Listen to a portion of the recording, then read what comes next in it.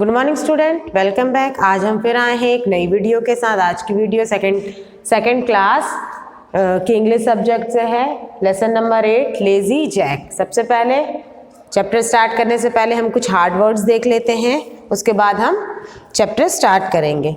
First hard word is common. Common मतलब यहाँ पर एक ज़मीन का छोटा सा टुकड़ा है जो गवर्नमेंट के अंडर रहता है, यानी आप कह सकते हो कि गवर्नमेंट ज़मीन है, ठीक है। Bask, sit and relax. Bask का मतलब होता है कोई काम ना करना, बस बैठना, अलाली करना, वो कहलाता है बास्क। रोज्ड, रोज्ड मतलब इंस्पायर्ड। इंस्पायर्ड मतलब कि किसी से प्रभावित होना, ओके। हियर्ड, हियर्ड मतलब एम्प्लॉयड, अपने आप को रोजगार मतलब काम धंधे से लगाना, हियर्ड कहलाता है। Spinning, flower over the edge of the container. Flower over the edge of मतलब कोई भी कंटेनर के ऊपर का जो आकार रहता है ना, वो कहलाता है। Scratched, mark with sharp thing. Scratched मतलब किसी नुकीली चीज से कोई निशान लग जाना, हाथों पे या किसी भी जगह पर, तो वो स्क्रैच्ड कहलाता है। नैनी हैम्बर, नैनी हैम्बर मतलब ए फूल, एक बहुत ही फूल व्यक्ति, फूल चीज, फूल व्यक्ति है ना, मूर्ख व्यक्ति हम बोल सकते हैं। इसके अलावा भी और बहुत सारे हार्ड वर्ड्स हैं जो मैं यहाँ पर नहीं लिख पा रही हूँ, वो आपको मैं थोड़े से मेंशन करवा देती हूँ। कंपिल्ड, कंपिल्ड का मतलब होता है फोर्स टू डू समथिंग। कंपिल्ड मतलब किसी को जबरदस्ती करना, किसी के साथ जबरदस्ती करना, खींचना या जबरदस्ती करना। ड्रैग्ड, ड्रैग्ड मतलब होता है पुल्ड फोर्सफुली, पुल्ड किसी को धक्का देना फोर्सफुली, जबरदस्ती। बूचर, बूचर मतलब कसाई, जो कि one who cut and sell animal, ऐसा व्यक्ति जो कि जानवरों को काटता है और उनको सेल करता है, वो बूचर कहलाता है। ट्रेल्ड, ट्रेल्ड मतलब ड्रैग्ड बिहाइंड, पीछे, ओके। उसके बाद डेफ, डेफ मतलब one who can not hear, deaf मतलब बहरा जो सुन नहीं पाता है। Dumb, one who can not speak, गूंगा जो बोल नहीं पाता है। कॉमिकल, कॉमिकल मतलब फनी, बहुत ही ज्यादा जिसपे हम हंस सकते हो, ठीक है, जोकर टाइप का। Burst out, burst out, burst out हो जाएगा सडन एक्सप्रेशन। बर्स्ट आउट मतलब एकदम से किसी चीज को देख के हंस देना, या फिर एकदम से किसी चीज को देख के रो देना, मतलब अचानक से जो हंसी या रोना फूटता है वो बर्स्ट आउट कहलाता है, okay. Now let's we start the chapter. This chapter is very interesting chapter. Let's we start. Once upon a time there was a boy whose name was Jack and he lived with his mother on the common. Jack, कुछ समय की बात है, Jack नाम का एक व्यक्ति अपनी माँ के साथ किसी सरकारी जगह पर या फिर जमीन पर ऐसे खुले में रह रहा होता है, छोटी सी झोपड़ी में रह रहा होता है। दे वर वेरी पुअर, वो लोग बहुत गरीब थे। And the old woman got their living by spinning, but Jack was so lazy that he would do nothing but bask in the sun in the hot weather, the sit by the corner of the hearth in the winter. जो Jack था वो बहुत ही ज्यादा lazy था, इतना आलसी था कि उसे इतना आलस आता था कि गर्मी में तो वो धूप में बैठा रहता था और ठंड में वो कोने में छिपा रहता था। So they called him the lazy Jack, इसीलिए उसे सब क्या कहते थे, लेजी जैक कहते थे। His mother could not get him to do anything for her and at last told him one Monday that if he did not begin to work for this pot girls she would turn him out to get his living as he could. अब उसकी माँ वैसे उससे बोलती नहीं थी कुछ करने को, वो उसकी सुनता भी नहीं था, उसकी माँ की सुनता भी नहीं था, लेकिन एक दिन उसकी माँ को बहुत गुस्सा आ गया और उसकी माँ ने उसे एकदम वार्न किया, मतलब स्ट्रिक्टली उससे कहा कि अगर तुम अपने खाने के लिए, हमारे खाने के लिए कुछ नहीं कमाओगे तो मैं तुम्हें घर के अंदर नहीं आने दूंगी और ना ही मैं तुम्हें कुछ खाने के लिए दूंगी, यानी कि अगर तुम कुछ नहीं करोगे तो तुम भूखे रहना, मैं तुम्हारे लिए कुछ नहीं करूंगी। इस प्रकार से उसकी माँ उसे कहती है। दिस रोज्ड जैक, तो ये सुन के जैक को थोड़ा सा लगता है कि नहीं भाई मुझे काम करना चाहिए। And he went out and hid himself for the next day to the neighboring farmer for the penny.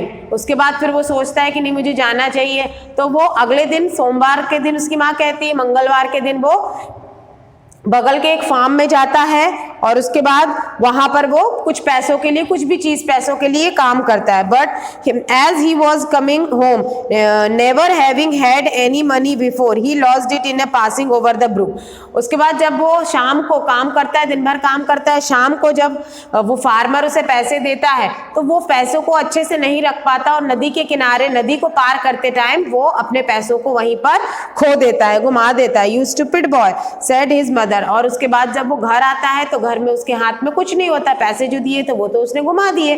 तो उसकी माँ उसे बहुत एंग्री करती, गुस्सा करती और बोलती है कि you stupid boy you should have put it in your pocket. जब तुम्हें उसने पैसे दिए थे तो तुम्हें उसे पॉकेट में रखना चाहिए, सेफली रखना चाहिए था।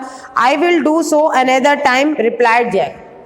अब जैक रिप्लाई करता है कि ठीक है माँ, अब मैं अगले दिन से ऐसे ही करूंगा। उसकी माँ ने उससे क्या कहा कि जो भी कुछ तुम्हें कोई देता है उसे तुम जेब में रखो। तो वो इस चीज को ध्यान में रखता है और बोलता है कि माँ अब मैं ऐसा ही करूंगा। On Wednesday Jack went out again and hired himself to the cow keeper. और अगले दिन जो है जैक वेडनेसडे के दिन जाता है और काउ कीपर, काउ की देख रेख करने वाला जो व्यक्ति रहता है, उससे वो काम मांगता है। Who gave him a jar of milk for his work day. और उसके बदले में उसे वो कोई पैसा नहीं देके एक जार, एक दूध से भरा हुआ एक पतीला देता है।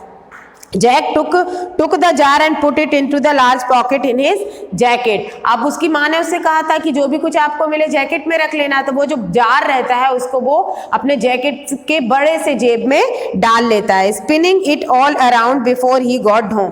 और वो घर को चल देता है और घर को जाता है तो झलक झलक के पूरा जो दूध है वो उसके पॉकेट से गिर जाता है। Dear me said the old woman you should have to carried it on your hand, it would do so another time said Jack. Jack बोलता है, उसकी माँ बोलती है कि अरे बेटा तुम्हें उसको अच्छे से लेके आना चाहिए था ना, दूध जैसी चीज को तुमने पॉकेट में कैसे रख लिया, वो सारा गिर गया, उसे तुम्हें बहुत अच्छे से लेके आना चाहिए, बहुत अच्छे से हाथों में पकड़ के, सॉरी सर पे रख के, हेड मतलब सर पे रख के लेके आना चाहिए जिससे कि वो गिरता नहीं। तो जैक बोलता है कि ठीक है माँ, अब मैं ऐसा ही करूंगा। थर्सडे के दिन भी ऐसा ही होता है। वो एक फार्मर के पास जाता है,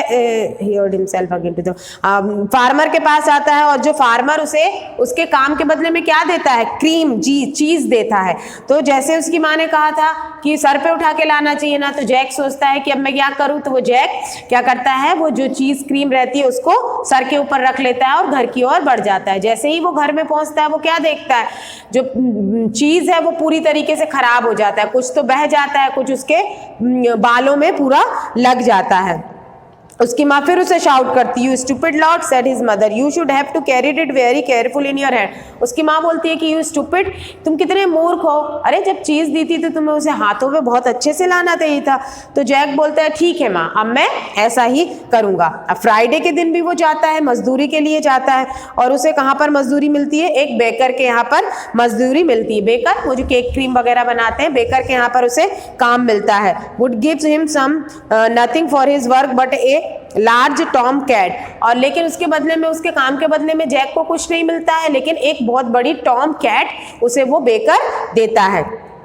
Jack took the cat and began carrying it very careful. और जब वो कैट को जैक बहुत अच्छे से ऐसे पकड़ के केयरफुली लेके आता है, तो जो कैट है वो अपने नाखूनों से जैक के हाथों पे स्क्रैच बना के, मतलब उसके हाथों को घायल करके और चली जाती है। और वो जब घर आता है तो उसकी मम्मी फिर उसे चिल्लाती है कि अरे तुम्हें जब वो कैट मिली थी तो तुमको उसको अच्छे से बांध के, रस्सी में बांध के, पट्टे में बांध के और खींचते हुए उसे लेके आ जाना था। तो वो बोलता है जी माँ, अब मैं ऐसा ही करूंगा। सैटरडे को भी ऐसे ही होता है। अब वो जो सैटरडे को काम मांगने जाता है, किसके पास जाता है, बूचर के पास जाता है। बूचर क्या देता है, पूरे दिन काम करने के बदले में वो जो बूचर है उसे मांस देता है, मीट देता है। तो वो मीट, वो जैक क्या करता है, उस मीट को अच्छे से धागे से उसे बांध के और उसे फोर्सफुली घसीटता हुआ लेके घर तक जाता है। तो क्योंकि वो मीट था तो जब उसे जमीन पे घसीटते हुए ले जाएंगे तो क्या हो जाएगा, उसमें धूल मिट्टी सारी चीजें चिपक गई और वो जो मीट है वो बनाने लायक बिल्कुल नहीं बचा, बिल्कुल खराब हो गया। His mother was in that time quite out the patient with him. For the next day was Sunday, on she was obliged to make do with cabbage for her dinner. You nanny hammer, said she to her son, you should have carried it on your shoulder. और फिर बाद में Saturday को जब वो जाता है, जब उसकी माँ बिल्कुल पेशेंट खो चुकी होती है, अब उसकी माँ उसे कुछ नहीं बोलती है. नेक्स्ट डे जब संडे होता है, उसे अच्छी वो सब्जी रोटी बनाती है और उसे देती है, और साथ ही साथ बोलती है कि बेटा जब तुम्हें, अब वो मतलब गुस्सा कर करके वो थक चुकी थी, तो वो बोलती है कि अरे बेटा आपको मीट का टुकड़ा दिया था तो आपको अच्छे से उसे लेके आना था ना, हाथ पे लेके आना था, घसीटते हुए लाने की क्या जरूरत थी, उसे अपने कंधे पे लेके आ जाना था. ठीक है, जो मीट का टुकड़ा दिया हुआ था उसे कंधे पे लेके आना था. तो जैक बोलता है कि ठीक है माँ, अब मैं ऐसा ही करूंगा. Lazy Jack went once more. अब सोमवार होता है, जैक फिर से जाता है. जैक अब इस बार कहाँ जाता है? कैटल, जो जानवरों का पालन करता है, उसके पास काम मांगने जाता है. उसके काम के बदले में वो उसको क्या देता है? वो कैटल कीपर उसे क्या देता है? एक गधा देता है. अब उसकी माँ ने क्योंकि कहा था कि तुम्हें मतलब सैटरडे के लिए जो कहा था कि तुम्हें कंधे पे लेके आना था, तो वो जो कैटल कीपर रहता है वो उसे क्या देता है? एक डोंकी देता है. तो वो बहुत कोशिश करता है, डोंकी उसके कंधे पे नहीं आता, लेकिन फिर भी एट लास्ट वो सक्सेस हो जाता है और उस डोंकी को अपने कंधे पे रख के और फिर धीरे धीरे धीरे चलता है. उसे चलने में बहुत दिक्कत होती है, लेकिन वो कैसे भी करके चलता है. Now it happened that the course of his journey there lived the rich man with his only daughter. अब जहाँ से वो आता जाता है ना, वहाँ पर एक बहुत बड़े रिच आदमी का घर होता है जो अपनी ओनली डॉटर, इकलौती बेटी के साथ रह रही होती है. तो जो लेडी रहती है, जो गर्ल रहती है, वो उस रिच मैन की वो बहुत ही ब्यूटीफुल रहती है, लेकिन वो बहरी और गूंगी रहती है. और उसका जो डॉक्टर है, डॉक्टर ने उसे कहा रहता है कि अचानक से सडनली अगर ऐसा कोई एक्सप्रेशन इसके मन के अंदर से निकलेगा तो इससे उसकी बोलने की शक्ति भी आ जाएगी और सुनने की शक्ति भी आ जाएगी. ठीक है, तो उसी रूट से जो जैक है वो अपने कंधे पे डोंकी को लेके जा रहा होता है. तो जैसे ही वो लड़की उस जैक को और उस डोंकी को देखती है, दोनों को देखते हुए उसे बहुत तेज हंसी आ जाती है. और जैसे ही वो बहुत तेज हंसती है, उसकी सुनने की और जो बोलने की क्षमता है वो वापस आ जाती है. उसके फादर ने उसे प्रॉमिस किया होता है, मतलब उसके फादर ने अपने आप से प्रॉमिस किया होता है कि जो उसकी बेटी को ठीक करेगा वो उससे अपनी डॉटर की, बेटी की शादी कर देगी. तो जैसे ही वो हंस पड़ती है, उसे देख के हंस पड़ती है, तो उसकी सुनने की और बोलने की शक्ति आ जाती है. अब अपने प्रॉमिस के अनुसार जो रिच मैन है अपनी डॉटर की शादी उस जैक से कर देता है, वो फुलिश जैक से, लेजी जैक से कर देता है. नाउ जो लेजी जैक था, अब वो कोई गरीब नहीं था, अब इकलौते रिच मैन की डॉटर का हस्बैंड हो गया था. तो यानी वो एक जेंटलमैन बन गया था. और उसकी माँ को भी, जैक की माँ को भी अब चिंता करने की कोई ज़रूरत नहीं थी, क्योंकि अब उसके पास सारे शान और शौकत थे और जब तक वो जब तक बहुत शान से जी. तो देखा लाइफ, जैक की लाइफ कैसे कन्वर्ट हो गई. इट इज़ इंटरेस्टिंग स्टोरी ना. So this story here finished. यहाँ पर ये स्टोरी खत्म होती है. नेक्स्ट वीडियो में हम मिलेंगे फिर से नई चैप्टर के साथ. Till then keep watching. Thank you.